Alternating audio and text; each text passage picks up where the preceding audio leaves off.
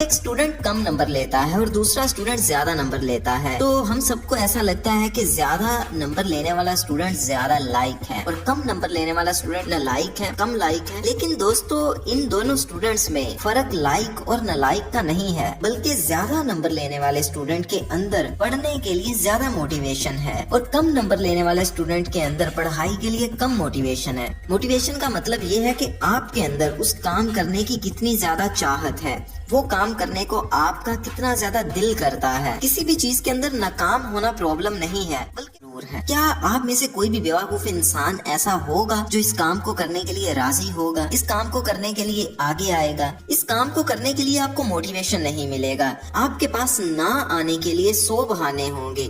آپ کو نیند سے جاگ نہیں آئے گی, آپ کے کپڑے نہیں پریس ہوئے ہوں گے, آپ کے جوتے نہیں مل رہے ہوں گے اور اسی طرح سے آپ کے پاس 100 پرابلمز ہوں گی. لیکن اگر میں آپ سے کہوں کہ آپ نے 1 گھنٹے کے لیے آنا ہے اور صرف 1 دن کے لیے ہی آنا ہے اور کام بھی کوئی نہیں کرنا اور جاتے ہوئے آپ کو 1 لاکھ روپیہ ملے گا, تو پھر آپ میں سے کوئی ایسا ہوگا جو نہ آئے, جس کو آنے کے لیے موٹیویشن نہ ملے, یا پھر جس کے کپڑے نہ استری ہوئے ہوں, یا پھر جس کی نیند سے آنکھ نہ کھلے؟ میرے خیال میں آپ میں سے کوئی بھی ایسا شخص نہیں ہوگا, کیونکہ آپ کو ایگزیکٹلی پتا ہے کہ آفس آنے کے لیے آپ کو کیا ملے گا. کسی بھی کام کے لیے موٹیویشن اسی وقت آتا ہے جب ہم کو پتا ہوتا ہے کہ اس کام کو کرنے کے بعد ہم کو کیا فائدہ ہو رہا ہے. جو بھی فائدہ ہو ایک تصویر آپ کے دماغ کے اندر لازمی ہونا چاہیے. لیکن بعض اوقات ہم کو اس فائدے کی پکچر, اس فائدے کی امیج جلدی مل نہیں پاتی.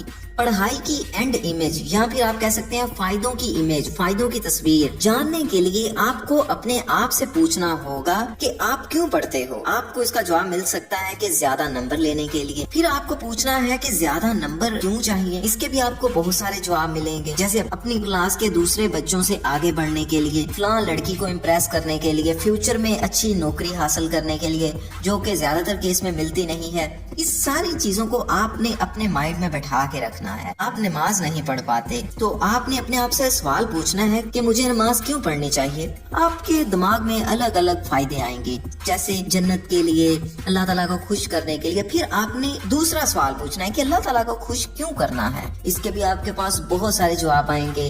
اللہ تعالیٰ کو اس لیے خوش کرنا ہے تاکہ دنیا میں بھی کامیاب ہو جائیں, آخرت میں بھی کامیاب ہو جائیں, ہمیشہ کے لیے جنت میں رہیں گے, ساری چیزیں انٹرنیٹ, موبائل, یہ سارا کچھ وہاں پہ فری ہوگا. اس طرح کے بہت سارے فائدے آپ کے پاس آنا شروع ہو جائیں. ان فائدوں کو آپ نے اپنے مائنڈ کے اندر رکھنا ہے اور اپنے آپ سے پوچھنا ہے کہ واقعی میں ان فائدوں کی قدر کرتا ہوں, کیا مرتے وقت میں چاہتا ہوں کہ یہ فائدے مجھے ملے ہوں. اگر اس سوال کا جواب ہاں ہوگا تو آپ کے اندر خود بخود ہی اللہ کی طرف سے موٹیویشن آ جائے گا اور آپ اپنے کاموں کو کرنے لگو گے, آپ پڑھائی کرنے لگو. لیکن آپ کو یہ ایکسرسائز کب کرنی چاہیے, کس ٹائم پہ یہ ایکسرسائز کرنی چاہیے جس سے کہ آپ کو سب سے زیادہ فائدہ ہو سکے, آپ اپنے کاموں کے لیے سب سے زیادہ موٹیویٹڈ ہو سکیں. اور ایگزیکٹلی صحیح طرح سے اس ایکسرسائز کو کرنے کا میتھڈ کیا ہے, ان سب سوالوں کے جواب میں نے ایک بڑے پیارے سے آرٹیکل میں لکھ دیے ہیں. اس آرٹیکل کو آپ نے گوگل پہ جا کے سرچ کرنا ہے, انکریز سیلف موٹیویشن بائی حمزہ جاوید. پہلے دوسرے نمبر پر آپ کے پاس یہ آ جائے گا, alamsa.com پر ہی آپ کو مل جائے گا. تو اس کے بعد میں